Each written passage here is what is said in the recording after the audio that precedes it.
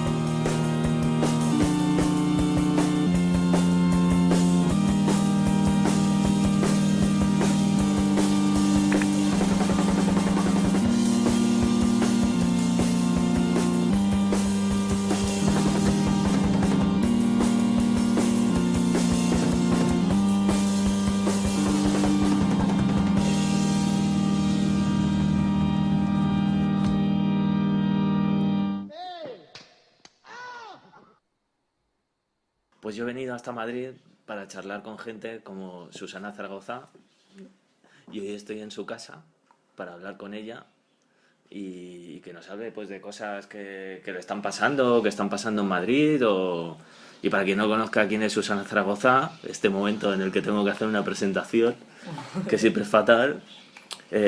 Yo, Susana Zaragoza, sé que está muy interesada en lo que se llama los new media, ¿no? Sí, o lo estuve. ¿O los tuve? Ah, los tuviste, pensaba que era los tuve como de YouTube. Yo estuve. Y luego está especializada también en la rama de chorradismo cultural, Sí, esa es mi gran especialidad. que es algo con... Muy abandonada también. Pero Todo es- lo tengo abandonado. Pero es la especialidad que a ti te gusta, con la que te gusta presentarte. Sí, la verdad que sí. Entonces me parece que además deberíamos sacar pecho de esta etiqueta que te has inventado, que no sé si te la has inventado tú, pero que está muy bien. Pues que es mira, el la chorradismo inventé cultural. a medias con Raúl Alaejos, Ah, sí. que para quien no le conozca, pues también es un experto chorradista cultural. Y entonces, como hay tantas cosas de las que se podría hablar contigo, pero hay que empezar por algún sitio, pues a mí se me ocurría empezar por un tema de candente De actualidad, actualidad. sí, como es el brote de ébola en Madrid, como preludio de la invasión extraterrestre. Que nos acecha. Eso es. Sí. ¿Qué tienes que decir al respecto? Bueno, la verdad que hablando con mi amiga Bárbara Mingo, que es redactora en una revista que ahora está bastante ahí en las redes, que se llama El Estado Mental, pues ella decía de esto, y se refería, cuando hablaba de esto, se refería a toda la hecatombe política y cultural que vivimos en Madrid desde hace varios años. Dice, de esto solo se salva si llegan los extraterrestres. Y la verdad que el ébola es un poco, da la sensación como si hubieran llegado los extraterrestres. Es como de repente todo ese horror que había se ha quedado paralizado porque de repente ya encima aparece el ébola, ¿no? Y el ébola en Alcorcón, que por otro lado es como a 10 kilómetros tirando para arriba desde donde estamos ahora mismo sentados. O menos de 10 kilómetros debe ser. Y la verdad que no sé, el primer día que lo vi por la noche me quedé bastante acojonada y me metí en la cama pensando, vamos a morir. Sin embargo, hoy lo veo con mucha más... Pero vamos a morir igualmente, ¿no? Sí, efectivamente. El tema es si de ¿Dónde y ébola, cómo? si gracias a los extraterrestres.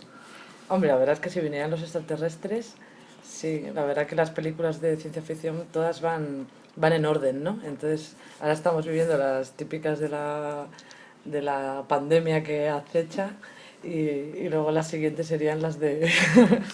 Esas o el ataque zombie, que también siempre me ha interesado mucho. Pero que puede estar relacionado, ¿no? Porque igual el ébola tiene algo que ver con... O sea, que igual no se mueren, que se convierten en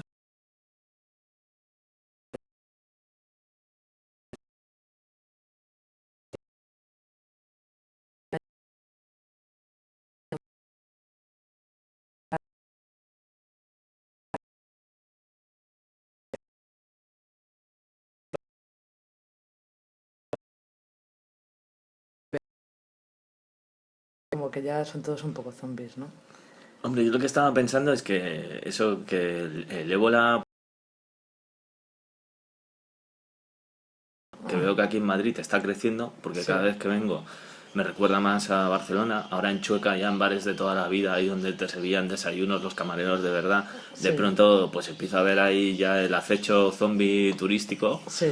Y el otro día lo comentaba el tema este ébola zombie con uno de un bar que lleva un bar de gallegos, el Rías Baixas, y me decía que claro, que esto era una mierda porque los turistas no iban a venir. Y yo pensé, joder, pues esto es la parte positiva que Claro. tiene el ébola. Hombre, eso es un, sí, la verdad que es un drama para los políticos, porque imagínate, es como, ¿por dónde ha entrado en Europa el ébola? Por España, no, por Madrid. ¿Sabes? Claro. Es como, aquí estamos. Es una lástima que no haya entrado por Barcelona, porque en Barcelona ya estábamos preparando. Hombre, por la bajo- tenía que haber entrado directamente en Claro. las Ramblas. Estábamos organizando lo que yo lanzo aquí ya la propuesta por si alguien quiere recogerla desde su casa y ya empezar a organizarse, ¿no? Pero todas estas marchas antiturísticas del verano, pues pasar de hacer manifestaciones y bajar directamente por la Rambla todos con mascarilla. Total. Y claro, los guiris saldrían huyendo, ¿no? Y se Oye, dentro contarían. de la cultura del chorradismo, Sí. el chorradismo cultural, hay una vertiente que también la estuve practicando en alguna época, ya como por el 2007, que era el turismo experimental, que también es una cosa que a ver si los modernos la ponen en práctica en vez de ir a visitar ciudades los fines de semana como hacen en Barcelona, que podría consistir en cualquier cosa loca como irte a una ciudad pequeña a ver solamente las calles que empiezan por P Ujú. y no pasar de ahí. ¿Y esto lo has llevado a la práctica? La verdad que en alguna ocasión hemos hecho algún... Sí, la verdad que sí. Hice un poco de esto en Islandia. En Islandia yo fui a buscar elfos con una amiga mía. ¿En qué época? Pues cuando todavía tenían la otra moneda, antes de todo su follón. Nos costó un huevo llegar hasta allí, de pasta quiero decir.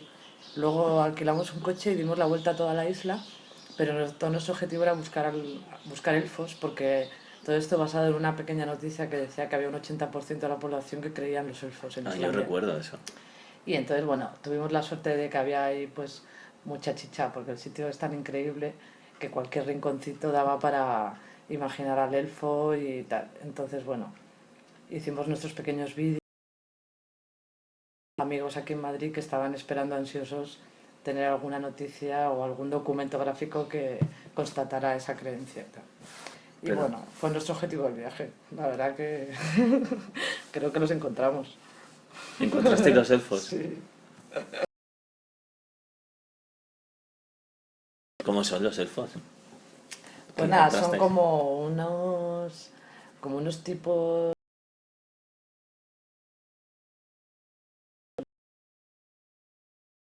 Son 5 o 6 piedras que hacen la forma de un elfo y están por toda la... Por toda la... No. Bueno, tiene un poco, si te refieres a los enanos de jardín, Sí. puede que tenga algo de eso, pero sí, un poco más tosco, más de campo. ¿Como monumentos a elfos? Sí, está todo lleno de eso.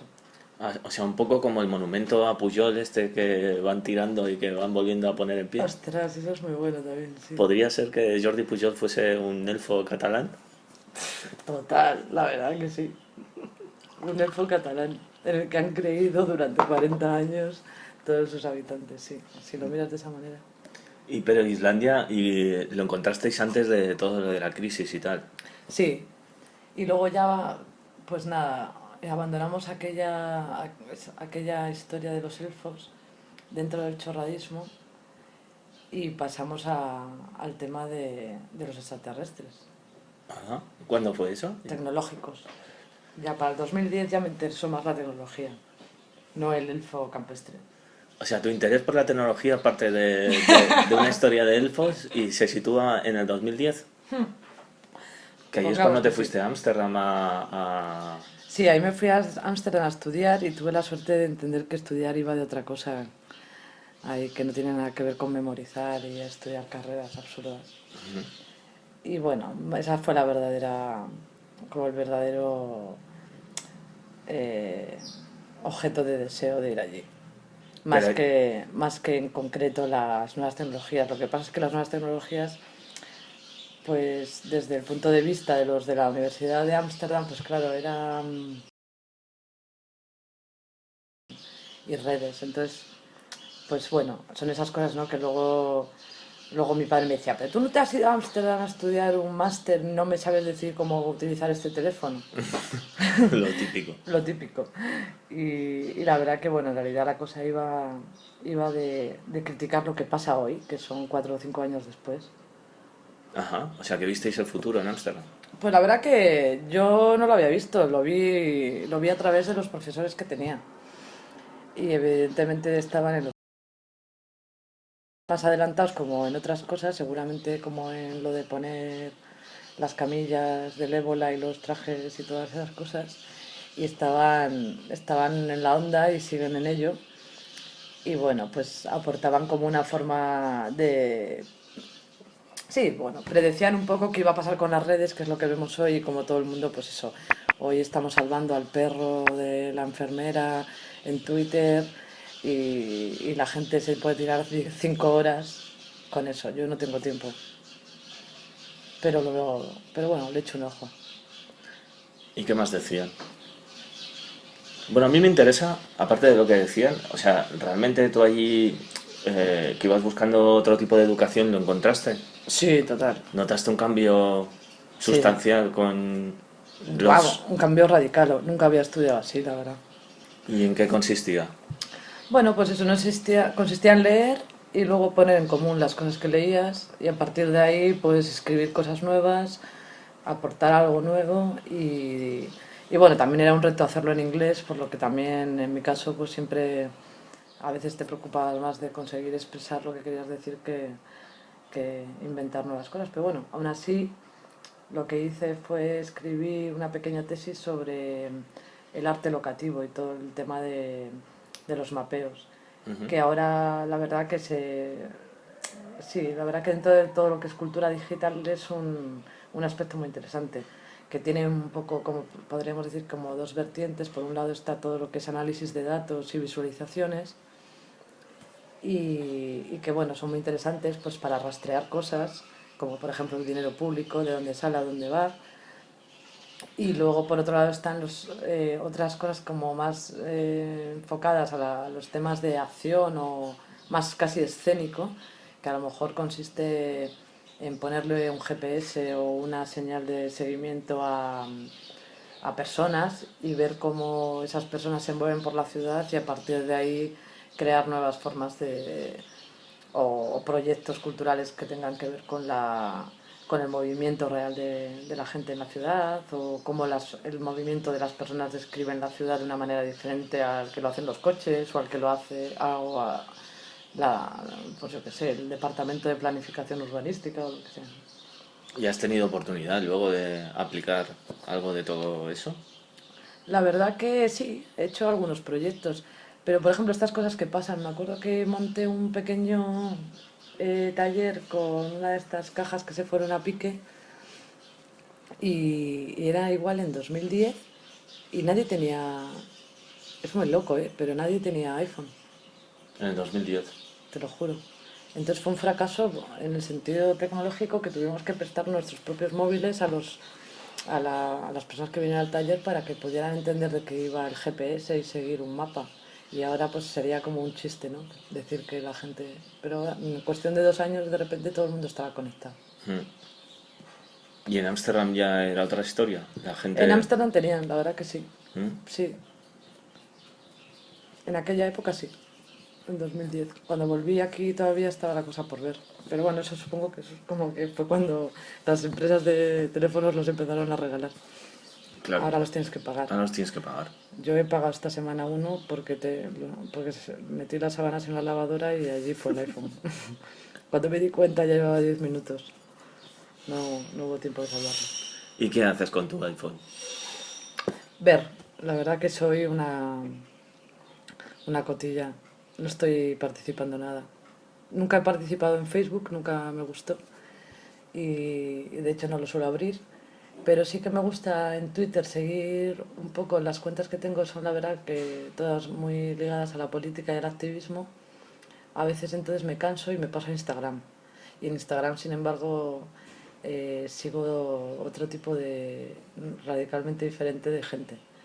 Y entonces me encuentro con algunos resultados del hipsterismo más loco y frívolo. Que son, por ejemplo, esta gente que vive de anunciar cosas, ¿no?, integradas en su vida.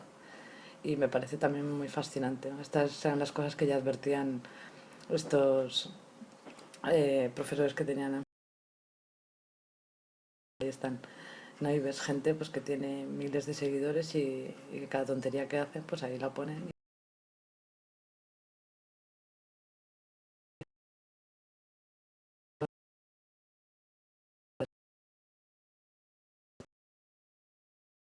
Pues son más sofisticadas y evidentemente, quiero decir, tiene mérito, ¿no? Como hacer de uno mismo una marca. Lo que es que a mí eso pues no me interesa nada.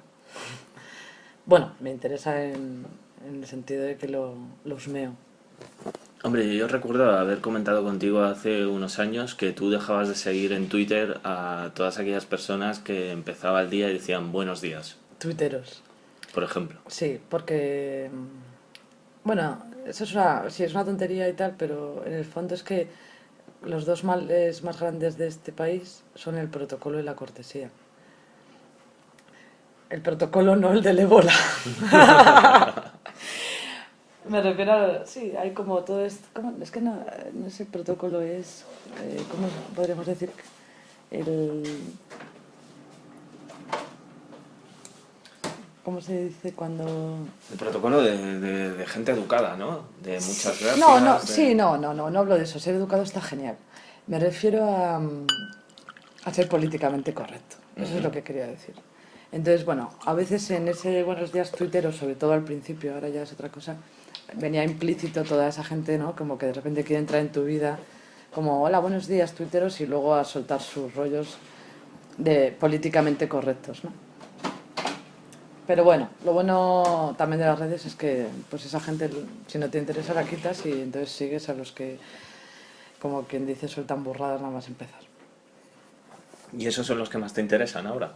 No, la verdad es que, mira, yo empecé a tener Twitter en 2007, que la gente ni sabía lo que era posiblemente. Lo primero que empecé a seguir fueron como estudios y gente que hacía cosas de nuevas tecnologías, new media, casi todo en inglés.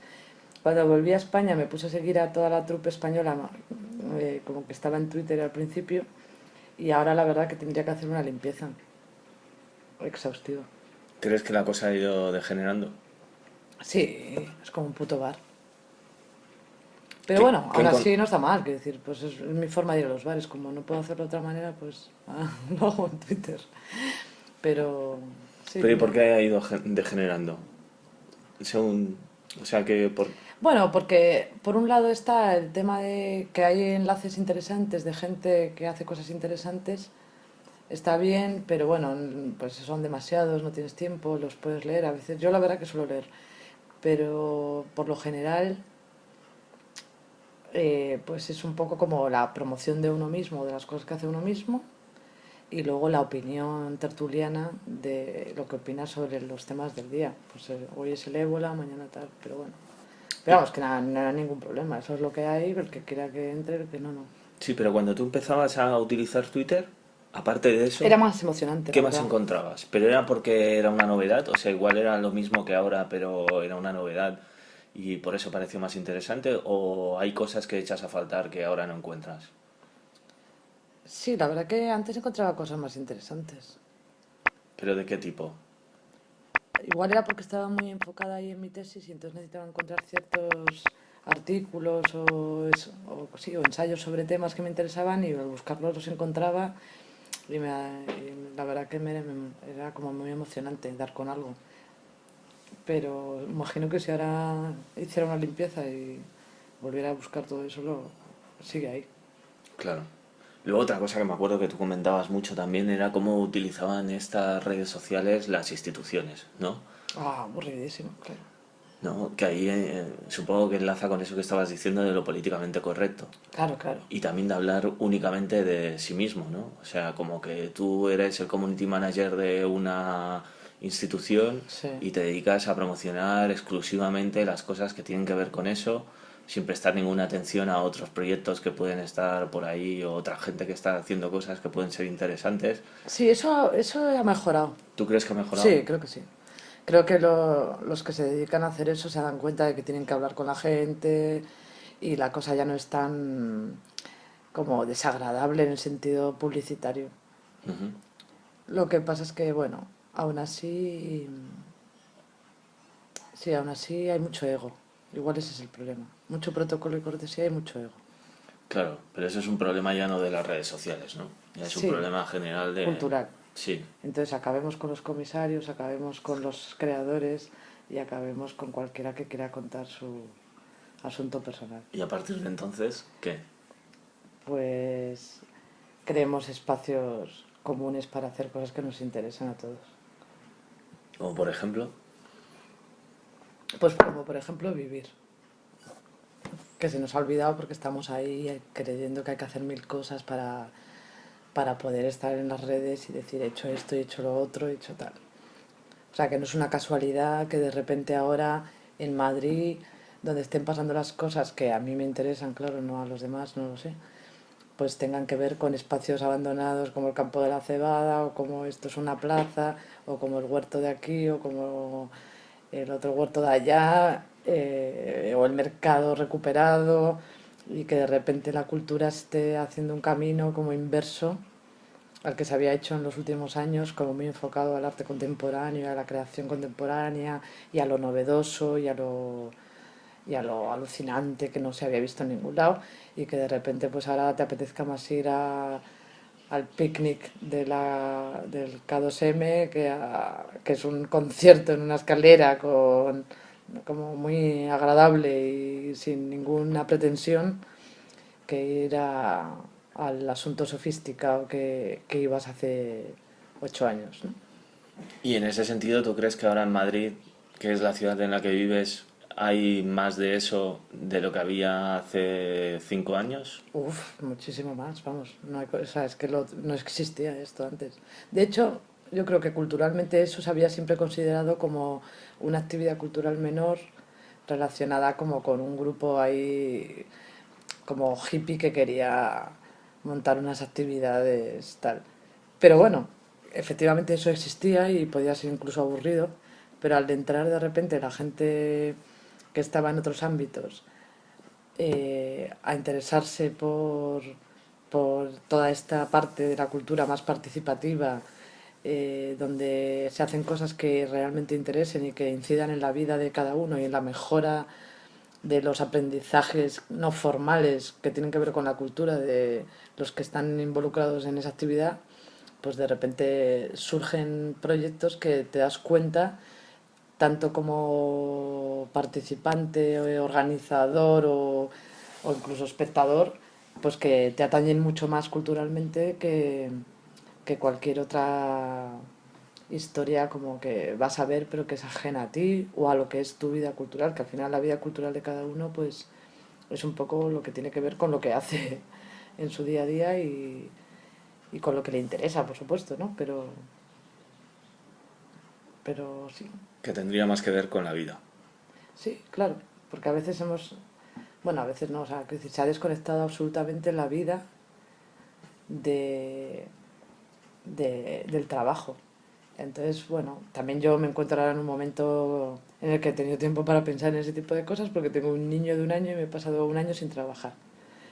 Que bueno, para el que se quiera enterar, que nos esté escuchando esta charla, pues he trabajado siempre en temas de gestión y cooperación cultural y bueno, a veces desde el ámbito de la cultura digital y otras veces desde otros ámbitos que nada que ver y mucho más aburridos. Vamos, he estado tanto en instituciones privadas como públicas y complicadas, con administraciones infernales, igual que he estado en organismos pequeños, colectivos y que hacían lo que querían. Entonces, pues sí, como que después de 1 año y medio sin trabajar, por ejemplo, no echo de menos no asistir a las cosas porque no tengo tiempo ni puedo.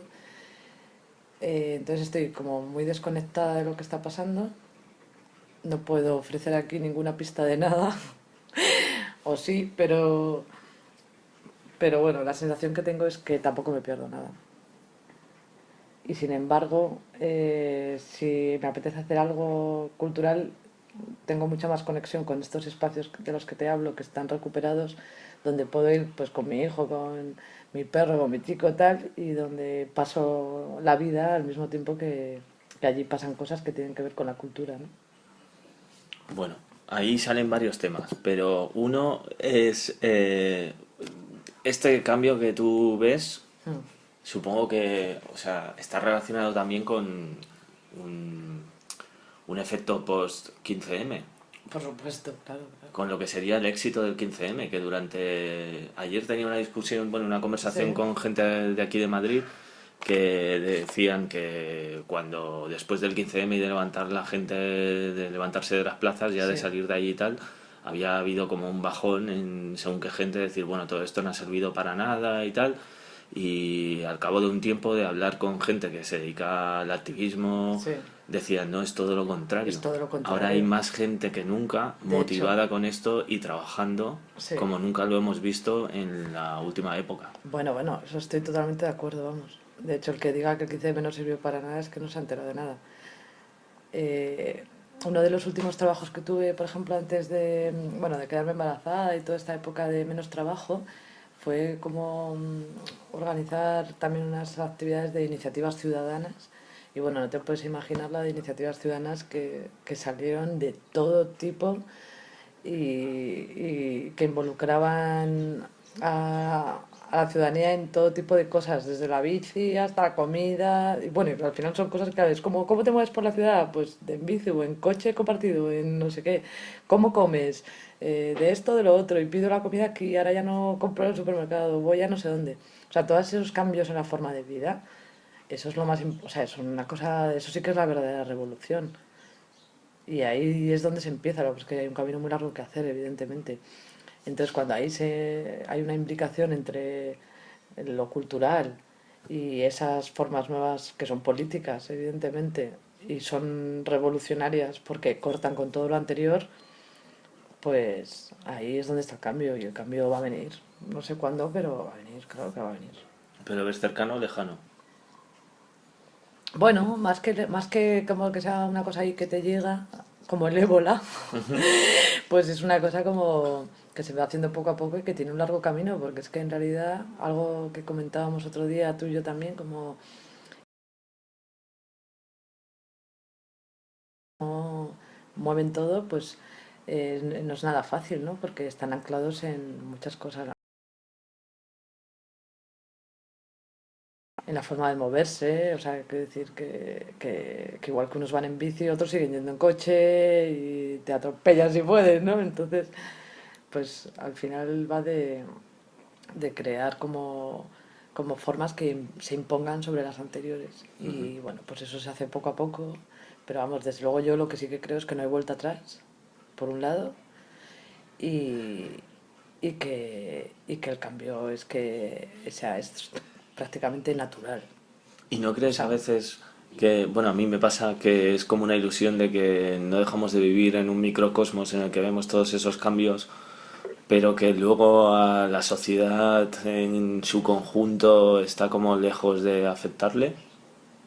bueno, sí, claro, siempre hay una avanzadilla, pero estar en la avanzadilla es aún mejor. No, no va a ser, o sea, quiero decir, para mí es aún mejor. Ahora yo, por ejemplo, no tengo, de repente, pues eso, me quedo embarazada y tal, y entonces tengo que enterarme de que va a embarazarse, ¿no? Porque no tengo ni idea, y me doy cuenta de mi ignorancia en todo ese ámbito y de la crianza, y entonces de repente empieza para mí un nuevo activismo en el que hay otros que están en la avanzadilla, porque igual se quedaron embarazados hace 3 años y entonces han hecho un montón de cosas que están ahí para mí. Entonces, bueno, pues yo igual las hago en el ámbito de la cultura o en otros, y hay otros que están trabajando en el ámbito de cómo parir de una manera más natural, con menos intervenciones médicas, y hay otros que están en la crianza, viéndola desde distintas perspectivas muy diferentes a las que tenían nuestras madres o nuestras abuelas, que no son peores ni mejores, pero los tiempos cambian y hay nuevas formas de ver las cosas. Y también está la educación, que hay otra gente implicadísima en este tipo de escuelas libres. Y bueno, ahí hay un mundo, vamos. De hecho, he abandonado el otro activismo porque este me tiene totalmente ocupada. El de la educación me interesa especialmente. ¿Es posible educar a un niño ahora sin pasar por la escuela o sin que sea la escuela que les está formando para formar parte de una sociedad que se está acabando? Pues la verdad que no está tan fácil el tema. Pero las escuelas públicas siguen ahí teniendo como la rémora del pasado. Hay escuelas interesantes, pero también se pueden también cuestionar bastante y también son privadas y cuestan dinero. Aunque la guardería pública cuesta una pasta y a mí no me han dado plaza, estoy en la lista de espera en la 40. Así que yo pues he optado por otra opción también que es nueva y que en otros países que se llama Madre de Día, que es como una forma como muy casera de cuidar a los niños, donde una pedagoga pues se encarga de cuidar a 3-4 niños máximo en su propia casa. Y bueno, lo hace siguiendo unas pautas que acuerda con los padres y tal, y que, bueno, o que ofrece a los padres si les interesa. Y vamos, desde luego, yo qué sé, educar a un niño hoy en día de otra manera supone, como en cualquier otra cosa que quieras hacer que no es la manera habitual, pues ir contracorriente. Entonces ir contracorriente es mucho más difícil. Porque entonces, yo qué sé, estás ahí como siempre, tampoco quieres que tu niño sea un bicho raro, ¿no? No, es que el niño no toma tartas en los cumpleaños porque no toma azúcar, y el pobre niño ahí marginado. Pues ni eso, pero igual no te interesa que vea la tele, pero va a haber 8 pantallas en casa, que igual son las del proyector o las del móvil. O sea, que se va a enterar también de que es una imagen, por supuesto. Pero bueno, yo creo, en mi opinión, si se puede librar de ver el telediario o de oírlo de fondo mientras se duerme. Y luego para pagar la educación de esos niños y para mantener a los propios padres y a los propios niños que tienen que comer y vivir bajo un techo, aún es necesario conseguir dinero y para conseguir dinero Hay que trabajar. Hay que trabajar. Y llegamos al Y tema tú que joven. llevas un año sin trabajar, Estoy feliz. pero que ahora estás volviendo a trabajar He empezado esta semana. y volviéndote a encontrar con... Pero he empezado en un contexto muy lujoso. Ujú. Porque, bueno, trabajo con un espacio ahí que, bueno, es público, del Ayuntamiento de Madrid, pero que tanto el equipo que trabaja allí como los proyectos que se llevan a cabo están como dentro de un contexto de aprendizaje participativo y donde de hecho en parte creo que me han llamado para colaborar, aunque sea de una manera, es decir, como, bueno, pues ya sabemos, autónomos, tal, cierta precariedad en los pagos, en tal, pero bueno, es algo como digno, o sea, que decir, no me van a hacer trabajar por 4 perras, o sea, que decir, muchas madres no trabajan y cada vez conozco más porque no les compensa ir a ganar X dinero que tienen que revertir en que alguien les cuide al niño mientras ellas no están. Pues claro, evidentemente prefieren cuidarlo ellas. ¿Podemos decir el nombre del sitio donde estás trabajando? Sí, claro, es el intermediario, dentro del matadero. Y bueno, ya había colaborado con ellos previamente, me han vuelto a llamar. En parte también porque creo que les gusta cuidar a la gente con la que trabajan, y a pesar de que tengan hijos, no como... ¿Cómo se llama esta señora que hace unos días la leoparda de la... ¿Cómo es? María de Oriol, ¿no? Ah, no conozco la historia. Ah, no, pues es uno de los hits de Twitter de hace 3 o 4 días. Cuenta. No, pues tendría que... Es que claro, es como... Espera, a ver. Puedo buscar, ¿no? ¿Pero de qué va? ¿De qué va la historia? Bueno, pues como que una loca, ¿no? De estas señoras españolas de horror, presidenta de la es de la COE, ¿no? De la COE, de la patronal. Claro. Ujú. Que entonces pues dice que ella, si tiene que contratar a una persona, intenta evitar A las embarazadas. a las embarazadas, no, a las mujeres, Ajá. no, o sea, no a las embarazadas, sino a las mujeres entre 25 y 40 años. Ujú. Incluso dice, porque una mujer de hoy en día que quiera ser ejecutiva y tal, dice, no se puede, dice, a no ser que tenga, dice, un marido que le gusten mucho los niños, Ujú. que me hace gracia esa frase, ¿no? Como un marido que le gusten mucho los niños.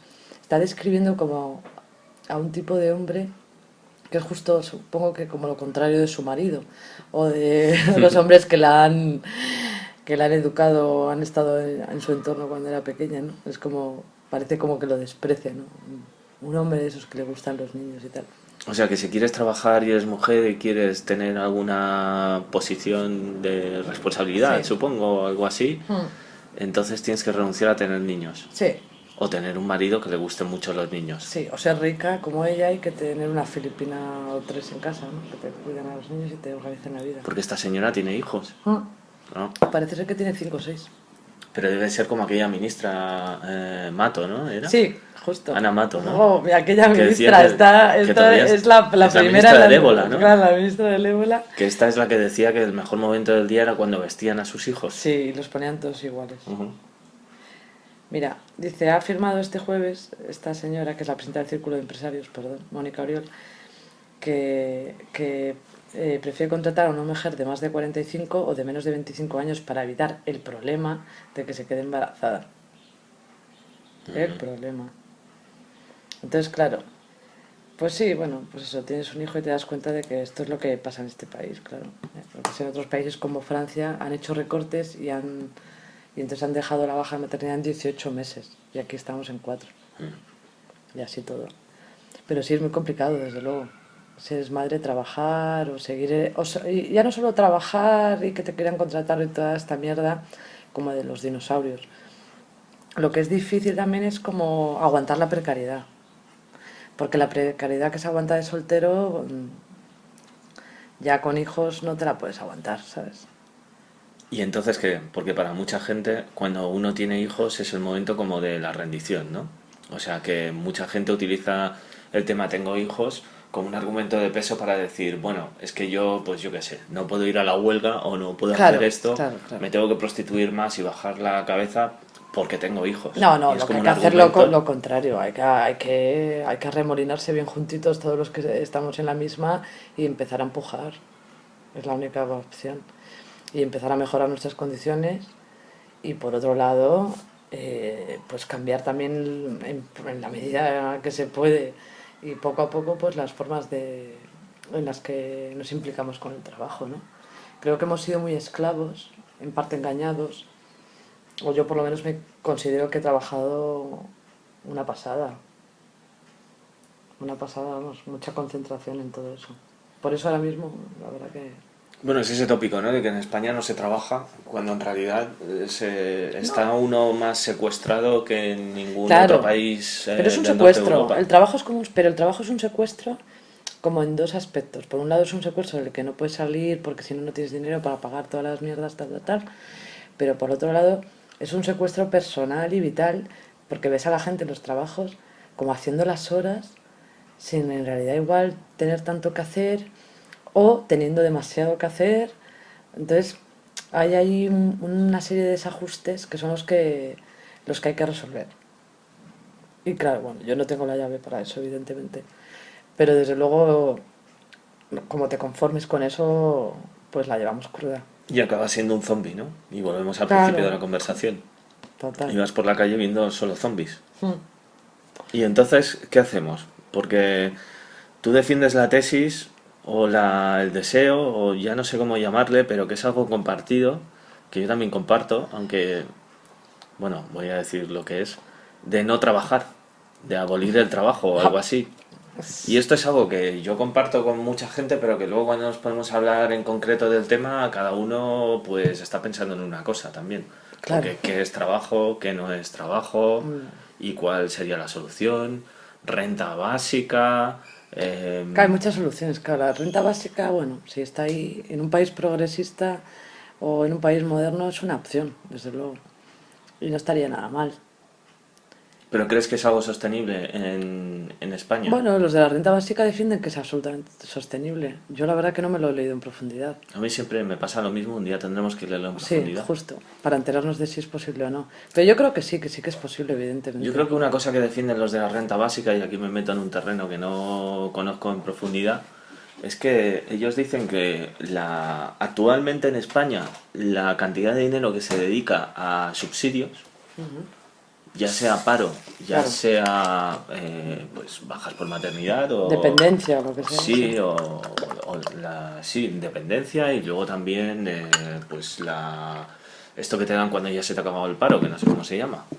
Sí, el subsidio de desempleo. Sí, ¿no? bueno, cuando ya estás fatal y te dan 400 euros, ¿no? Sí. Porque se te ha acabado el paro y todo el rollo, pues que si sumas todo esto y en cambio lo abolieses y metieses la renta básica, Sí. pues que con el mismo dinero podría haber ya una renta básica. Bueno, pues entonces ese dato, si es verdad, soluciona el problema, evidentemente. Luego hay gente que me he encontrado, en concreto gente como sudamericanos y tal, un poco Sí. más concienciados con esto, que ¿Les parece mal?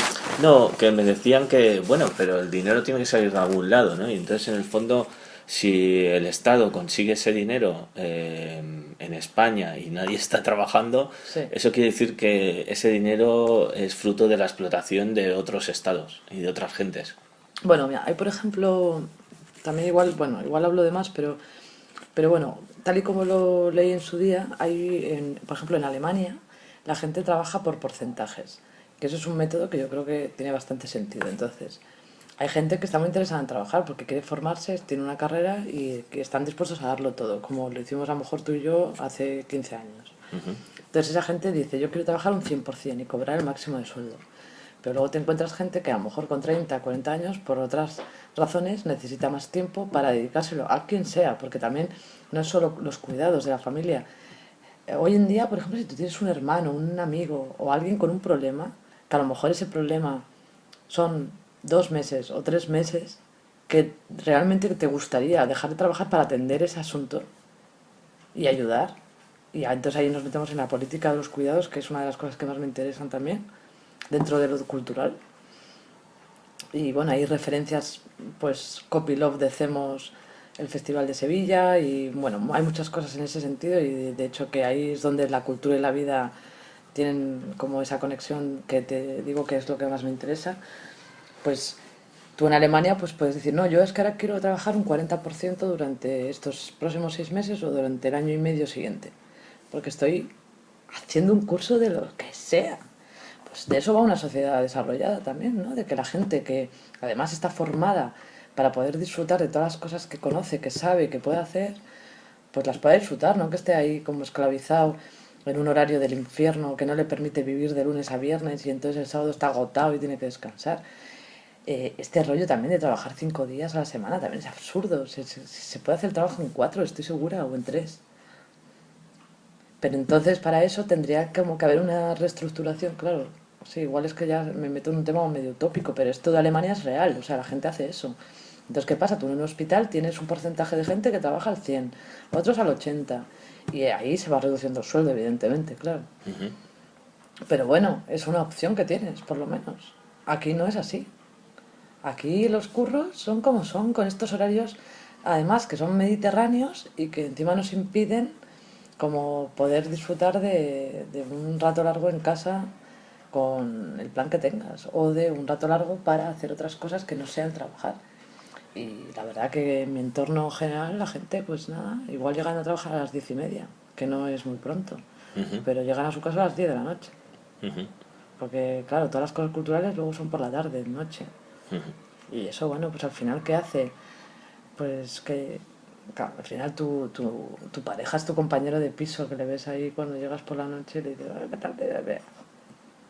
O tus amigos, ¿no? Compañeros de piso, pues lo mismo, ¿sabes? O sea, eso está bien a lo mejor durante un tiempo, pero hemos llegado a los 40 en ese plano y ahí hay un problema. Porque no... Y hay un problema además generacional. Bueno, yo aquí me estoy metiendo una chapa que nos va a flipar. Estamos aquí para esto. Pero hay un problema generacional, que es que nuestra franja de edad por lo general no ha dejado el papel de hijo, tampoco ha tomado el papel de padre. Entonces están los abuelos, que no entienden absolutamente nada de lo que pasa, y dicen, pero bueno, aquí, ¿vosotros qué coño estáis haciendo? Y entonces ese desconcierto entre las generaciones crea muchos problemas personales y muchos desencuentros que hacen también, que provocan estas separaciones políticas, ¿no? Que parece como que son los viejos los que no se enteran de nada y siguen con el bipartidismo y somos los jóvenes los que tal. Y en parte es porque estamos todos ocupando un lugar forzado por este capitalismo brutal que, como no nos deja elegir, nos obliga a quedarnos ahí un poco en unos espacios que no son los que nos corresponden. Y no hablo en plan conservador de que tengamos que madurar, pero también sí hablo en ese sentido. Quiero decir, cuando de repente pues tienes un hijo te das cuenta de que ahí hay unos cambios con los que no contabas y que son interesantes y que te ponen en otro lugar. Es decir, que de repente antes tus padres eran los que manejaban algunas cosas y de repente ahora ellos son los abuelos.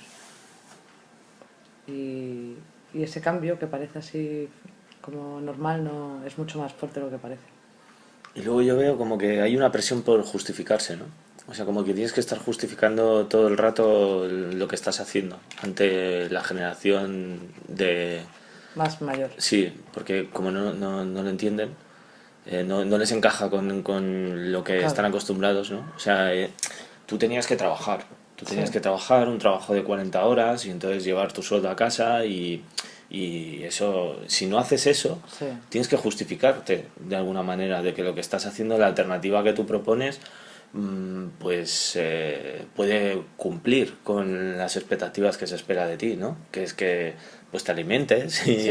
y no tengas que pedir dinero a nadie para Claro. pagar el alquiler y tal. Total. Y claro, parece que por una parte también te tienes que justificar ante, no sé, como tu generación también, como tú te has capacitado, te has formado, estás Sí. en esto para hacer unas cosas. Sí, que tienes una edad en la que igual deberías, como en teoría, haber resuelto tu vida y por lo menos no tener demasiados problemas económicos. Sin embargo, tienes una precariedad brutal. Pero por otra parte tampoco puedes trabajar de cualquier cosa si no quieres que te consideren un zombie. Eso es lo que quiero decir, que también te tienes que justificar por el otro lado o ante ti mismo, que tú dices, bueno, yo no he venido aquí y no he estado currándomelo Sí, 20 años para ahora... luego ahora estar trabajando para un banco que Claro. ya sabemos que es el mal, o para un centro comercial o Sí. una gran cadena de no sé qué. Hombre, claro, pero porque es que también a veces cuando uno sí sabe hacer tiene ciertas habilidades y talento en cosas, pues claro, quiere desarrollarlas al máximo y que le den oportunidades, evidentemente. Y por otro lado, pues claro, los mayores dicen, pues este chico, esta chica, joder, allá va mucho más lejos que yo y fíjate cómo le pagan y resulta que las condiciones estas son loquísimas, pero aún así lo ven en su propia casa y no acaban de ver como todo el contexto que ha llevado a eso, ¿no?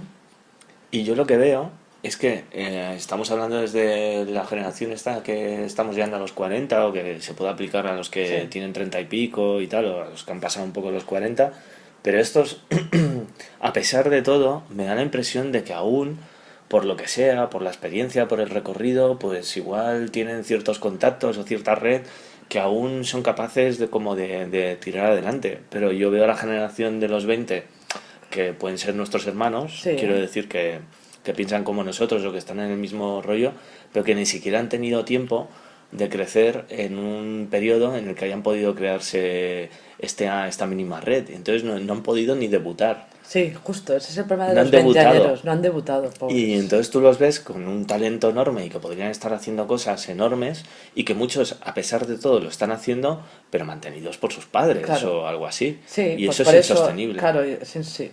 Y además es que es malo porque es como se deforman las familias. Y hablo de una deformación como donde de repente nadie ocupa su lugar. Y en ese contexto hay como un montón de rencillas, ¿no? Como que nadie entiende cuál es su papel. Los abuelos son demasiado viejos para ser abuelos y cuidar de los nietos.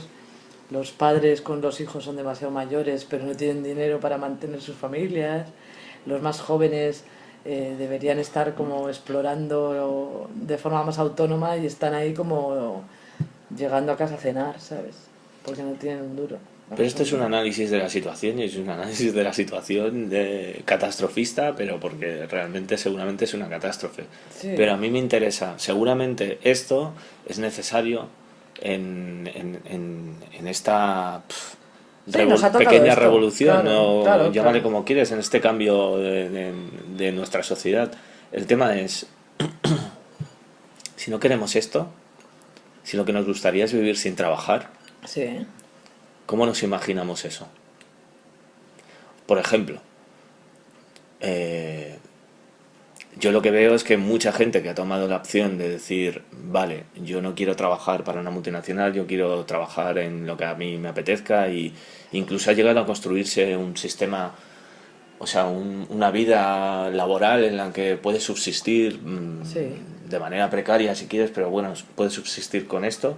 Luego cae en el vicio del trabajo. O sea, no querían trabajar ya. con lo que entendemos como trabajo hasta Sí. ahora. Hombre, pero porque, a ver, una cosa es, claro, hablamos de trabajar en unos términos muy generales, definir trabajo. Cuando uno está haciendo cosas que le interesan, pues muchas veces implica las mismas horas que estaría en un trabajo absurdo que no le gusta. Pero bueno, eso es un crecimiento personal, también es una opción. Lo que Pero pasa puede es que, acabar convirtiéndose en trabajo, sí, claro, o sea, en un trabajo del que querías huir y que al final te ha vuelto a atrapar. O sea, cuando hablamos de no trabajar, estamos hablando de trabajar a destajo en el fondo, pero en algo que es un crecimiento personal, o porque yo creo que, bueno, cuando hablo de este tema con otra gente, ¿no? sí. Hay gente que lo entiende así y que piensa que eso no es trabajar, que eso es casi un regalo. Y hay gente, entre las que me encuentro, que pensamos que eso no deja de ser trabajar y que estás perdiendo de vista la vida. Ujú. Pero tampoco me acabo de No, imaginar de claro, qué manera pero también porque podríamos... tenemos un sentido de la responsabilidad igual un poco agudo, en donde a veces te encuentras en una cosa pequeñita que deberías tomártela como integrada en tu vida, pero estás como proyectando una responsabilidad como demasiado elevada para lo que en realidad estás haciendo, que te lleva como a tomarte esa actividad como algo por lo que tienes que dar cuentas, ¿no? Y un poco en lo que nos han educado en muchos de los casos, ¿no?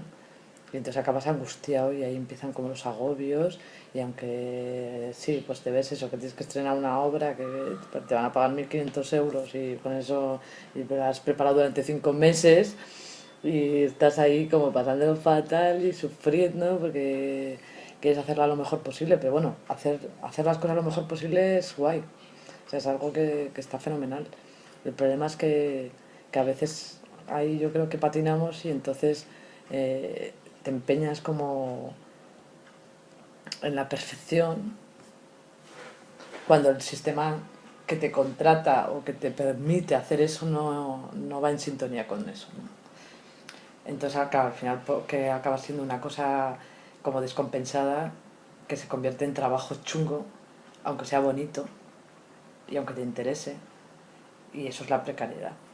Y a eso me refería también con lo de justificarse, porque no solo te tienes que justificar con la generación anterior, que lo que esperan de ti es que traigas un sueldo a casa, sea Sí, como sea, les da igual lo que estés sí, haciendo porque igual ni sí, lo además entienden. sí, no entiendo, por ejemplo. Pero también te tienes que justificar con tus iguales, como de que no te estás tocando la Sí, barriga como todo que el estoy rato. preparando este y tal. Sí. Y no nos estamos olvidando de algo, o sea, aquí falla Hay algo, un ¿no? factor que falta, ¿no? Sí, o sea, en el fondo nos estamos engañando también, y cuando estamos con nuestros proyectos personales no estamos autojustificándonos y justificándonos con el mundo, con hacer algo útil, perfecto o lo mejor posible y dejarnos la vida en ello. O sea, eso Ya, no habría que cambiarlo también. claro, es que este es un temazo también. Porque cuando hablamos de no trabajar, no hablamos de... Sí, entonces ahí saltan los egos, ¿no? Y también te encuentras gente que te está ahí hablando de su pequeña cosita durante horas o la quiere llevar a un lugar que no le corresponde a la pequeña cosita que ha hecho. Pero claro, la pequeña cosita igual le está llevando 10 horas al día durante muchos meses y claro, ¿no? Es una pequeña cosita para el que lo ve desde fuera, pero es el trabajo de medio año para el que lo está haciendo. Y eso también me lleva a otro punto que discuto también con gente, y es que, vale, pues hay una precariedad enorme, pero al mismo tiempo, tú lo has dicho, aquí en Madrid y en otros puntos de España, la gente está haciendo cada vez más proyectos que antes no se veían, ¿no? Todo el mundo Sí. está haciendo cosas, está en ebullición, y entonces hay una sobrecarga de información y de proyectos. O sea, si tú dices que no vas a ver muchas cosas, pero si quisieses estar al loro No, de no, la sí, agenda, sí que sé la agenda. La agenda la conozco, pero la obvio. La pero, obvio porque pero es, personalmente no tengo capacidad para asumirla, pero pero... es que nadie la tiene, ¿no? Claro, Eso es lo no. que quiero decir. Sí, nadie la Entonces hay tiene. gente que empieza a decir, bueno, es que hay demasiadas cosas. O sea, hay demasiadas revistas, hay demasiados proyectos digitales, hay demasiadas actuaciones, hay demasiadas cosas. Igual habría que dejar de hacer tanto. Y luego por otra parte, pues yo también pienso, a veces pienso Sí. así como esta gente, y por otra parte pienso que si tiene que haber un cambio, pues también tiene que venir de una ebullición total, y que hayan muchísimas cosas para que no sean las de siempre, para que salgan otras. Pero entonces, no Sí, sé, no sé sí, si sí. me, No, si me explico, ¿no? sí, te sigo. Lo que pasa es que, claro, es muy complicado porque al final hay unas estructuras que tienen espacios donde tienen que rellenar con contenido y aunque no sepan tampoco qué hacer, y hablo de... Abre, abre. Abre la puerta.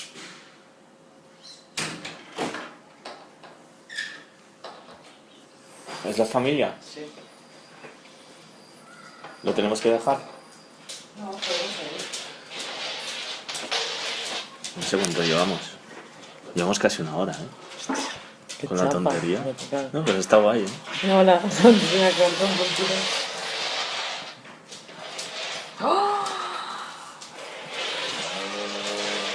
Hola. ¿Qué viene por ahí? Hola. Esto parece el programa de Quintero ya con el perro. El perro verde. Sí. ¿Qué dices, Nico? Que diga algo, ¿eh? Diga hola, hola. Que lleva demasiado por pero es que hace un poco de así. Estábamos aquí todavía. De hecho, estamos grabando. Así. Sí, todo esto va a salir. Ha llegado el perro, el niño, el papá, todo. Nos hemos ido muy lejos. Pues eso sí, hablábamos de que hay un montón de estructuras que necesitan llenar con contenido y en realidad les da igual. Lo que quieren es que lo que se haga lo puedan llevar. Y de hecho se adaptan mucho más de lo que creemos a las nuevas propuestas, ¿sabes? Lo que pasa es que igual el problema es que queremos vivir de eso y no hay ni dinero suficiente ni condiciones favorables para poder combinar eso con el resto de nuestra vida, ¿no? Entonces al final estás ahí como intentando buscar huequitos que no te solucionan nada y que al final te estresan. Entonces sí, igual es mejor no hacer tanto, pero claro, entonces ¿qué haces? Te vas a... no sé... Está esta idea, ¿no? Como utópica de irse al campo, que yo por ejemplo la veo incompatible con mis habilidades. Ajá. Y entonces de repente dices, claro, es que para irse a vivir al campo, a un pueblo, no sé qué, que estaría muy bien, pues hay que saber cosas o por lo menos aprenderlas.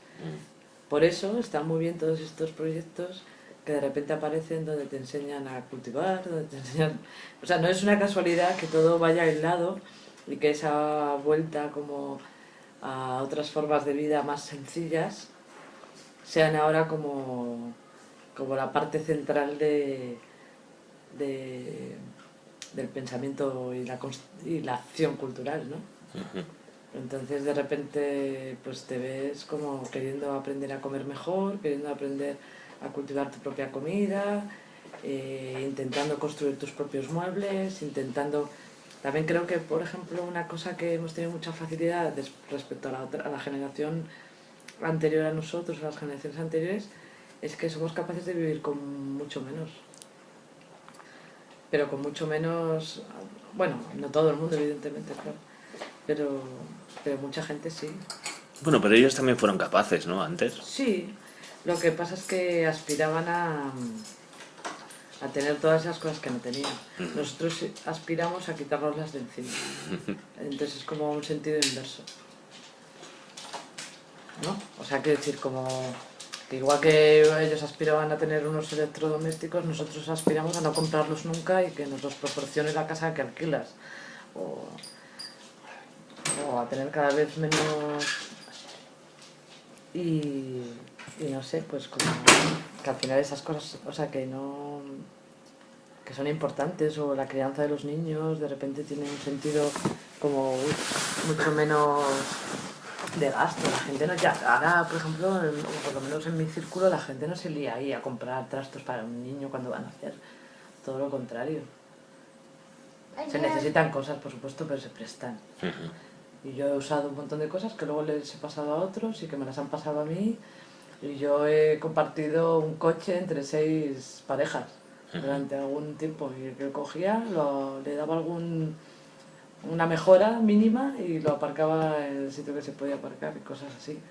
Eso sería impensable en otra generación anterior, donde aspiraban a tener lo suyo y a un individualismo muy capitalista, ¿no? Que nada tiene que ver con eso.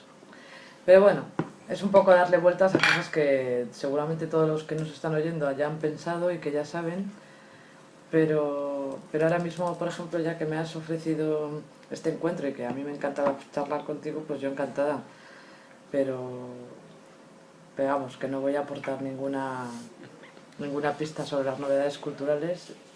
Aporto pistas sobre cómo me gustaría a mí vivir en la situación en la que me encuentro después de, bueno, sí, una larga trayectoria que aquí no vamos a contar dentro de todo el tema de la cultura, concretamente, bueno, sobre todo en Madrid, pero también en otros países en los que he trabajado, como en Brasil. Un lugar tercermundista que fue el que realmente me dio la pista de dónde estaba la cultura digital, y no fue aquí, desde luego, en Madrid. Eso pasó en Brasil. O sea, yo acabé en Ámsterdam por Brasil. Oye, pues muchas gracias, Susana. Muy bien, gracias a ti. Y nada. Cuando encuentres la solución para no trabajar, entonces... Entonces hacemos un nuevo encuentro, pero ese ya lo tenemos que entonces ya promover por las redes, porque ese sí que va a interesarle a la gente. Espero que sea pronto. Muy bien. Pues nada, gracias por venir a casa. Un placer. Esto ha sido Sin Comentarios, un programa de Rubén Ramos Nogueira en Teatrón para Emisiones Cacatúa, los miércoles a las 11 de la noche.